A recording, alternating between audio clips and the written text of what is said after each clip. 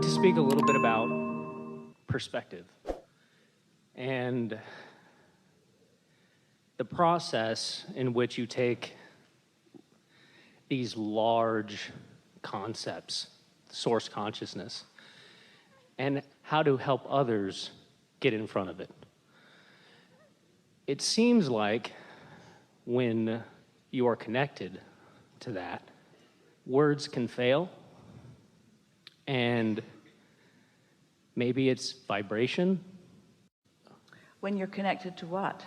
To source consciousness. You're almost answering your own question.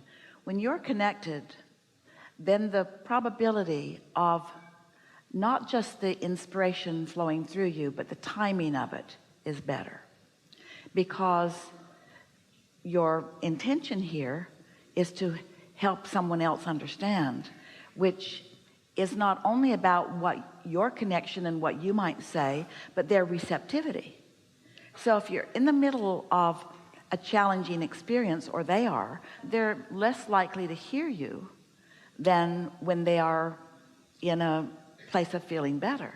So it's about timing mostly, and your timing is about your connection. So if you don't think so much about what you need to say or they need to hear, but instead you think mostly about your connection, then the rest will follow. I see. If, as creators, we use whatever medium we have available to us to be able to help others or for ourselves to connect with that. And I've found that by using, whether it be music or images or these types of things, that it helps other people catch up.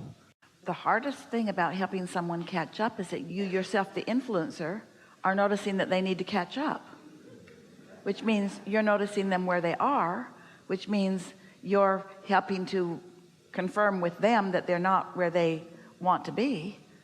And so that's the most difficult thing about helping others, is that you have to have practiced seeing who they really are, not where they are. In fact, you're touching on something that we want so much to say in this gathering, and that is, you started with the best word, perspective.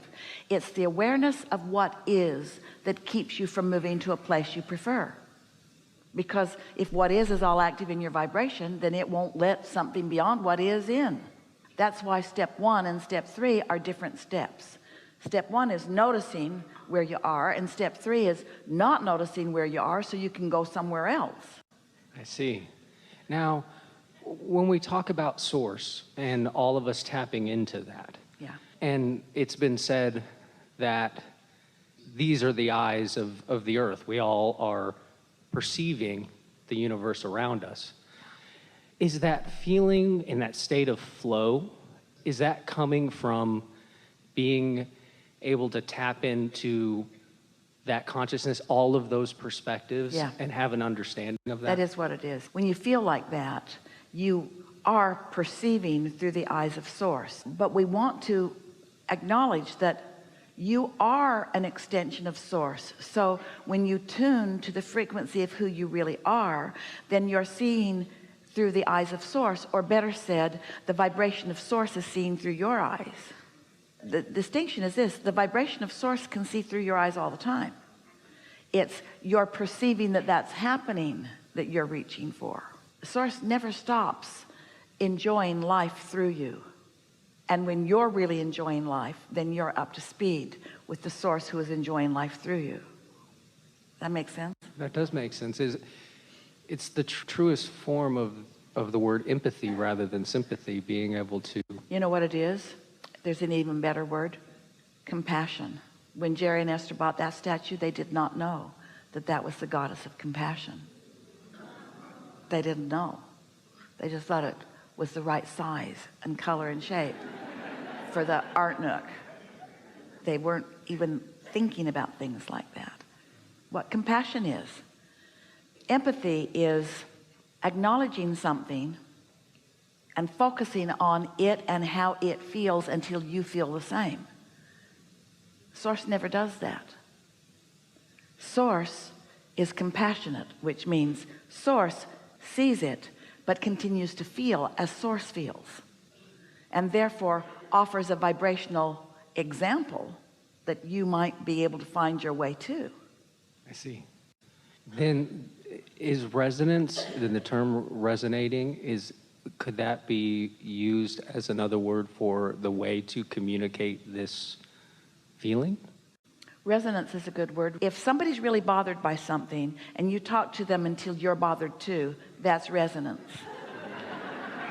Or if someone's really joyful and you focus with them and you're joyful, that's resonance. So what resonance is just awareness of vibrations that are blending. And so you want to use resonance in a more determined way. You want to resonate as much as you can dominantly or predominantly with the vibrational frequency of your inner being. When those like Jesus and those like him who are said to have been able to heal, and they did heal, influence someone to wellness who was currently not in a state of wellness. If you stood before him dripping your illness, he didn't see your illness. Instead, he knew your wellness. He acknowledged this, but he knew this. He acknowledged where you were, but he knew what you had vibrationally created, even more so as a result of living that. And so he only focused upon the wholeness and the wellness, and that's such a rarity, because in that ability to never mind what is in terms of already manifested, as instead he knew what is in terms of vibration, because he knew it so unequivocally, then he maintained that vibrational frequency, which is more powerful than millions who aren't, and therefore his power of influence was such that he could call you vibrationally upwards to that vibration, so that the illness just could not abide in that vibration. There was no place for it. Illness bounces off of a vibration like that. And then he said, go forth and tell no one, because he knew they'd talk you right back into it. That's not logical, you know. It's not logical. You must be confused. Can't have been there for so long and then all of a sudden it's gone. That's what they would say, and perhaps influence you back to that, because you're under some influence. Are you under the influence of source, or are you under the influence of the stream of paranoia that humans contribute to every day? And I guess that brings us back to the beginning, which is if we focus on what is and resonate ourselves. But the question is, what is? We really mean that. In other words, if we focus upon what is, which is are we focused upon? Because humans, they want to focus upon what's manifested, and they want to call that what is. They want to call it present tense. We want to focus on what's vibrationally manifested, and we want to call that is. Humans, because they can't see that is, they can't see it or hear it or smell it or taste it or touch it yet, they want to call that future. We want to call that vibrational manifestation present, and we want to call what you're calling present past. And so we kind of got to decide what is. Where the dynamics are in the moving energy. What is like gum you've chewed the flavor out of. There's a remnant, and you can maybe remember how sweet it once was, but what is, you're kind of done with what is. All of life is on your way.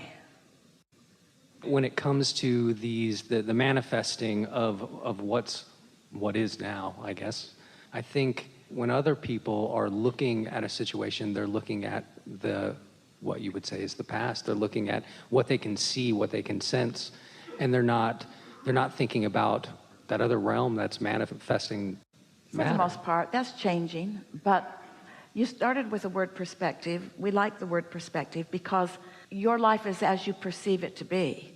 And our encouragement is that the more you lean in the direction of your broader perspective, then the more through that perspective you see. And then there's more to see and more to feel and more to revel in. It's just a richer, more delicious life experience. Also, we would like to say that you really don't know what anyone else is perceiving in any moment in time. That's why when we talk about those piles, and then we ask you to just let there just be 2 piles, and we say the 2 piles are under the influence of source right now, in this moment, in this perceived moment, or under the influence of something else. And the reason we say right now is because we want to acknowledge that even the best of you moves from pile to pile, from under the influence of source pile to under the influence of something else pile.